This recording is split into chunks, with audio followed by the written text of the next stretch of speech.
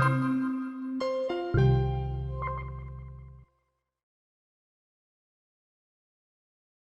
24-month rule, well, I want to explain that in two parts. Firstly, it is concerned with whether you are travelling to a permanent place of employment or a temporary place of employment.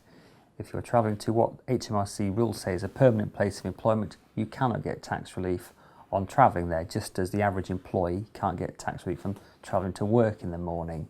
If it's a temporary place of employment, you can. And the 24-month rule is a rule that is used to say, well, is this a permanent place of employment or a temporary place of employment?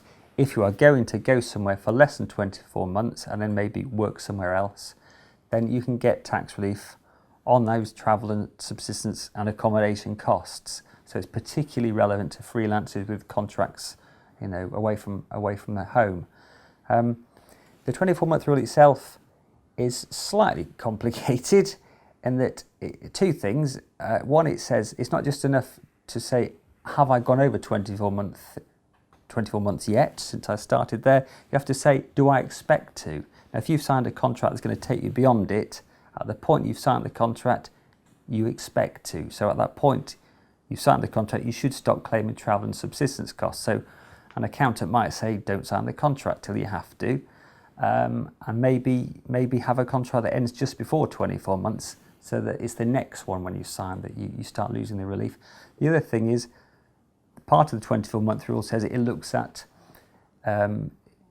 you actually caught if you spend more than 40% of your time at the site over 24 months. So if you can wangle it so you spend less than 40% of your time at a site, you can keep going beyond 24 months. So say 1.5 days a week out of 5 that you work, you might be able to work at a site for indefinitely and still not be caught by this rule. We often get asked by people, is there a way around this? What if I change agencies? What if I change the client? What if I work across the road? None of those things stop the 24-month rule. To stop the clock, if you like, and restart it, you have to be working at a significantly different site. That significantly different means significantly different in either time it takes to get there or the journey you make.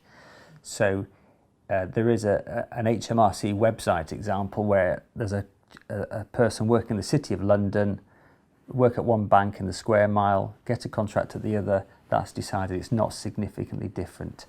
There isn't a clear-cut definition, because really travelling between 190 and 200 miles might not be significantly different. Travelling between 1 and 2 is significantly different. So you probably need to talk to an accountant and think about or discuss it often. It's often a bit of a grey area, a bit touch and go sometimes, but the rule is site related, and that's what you have to look at.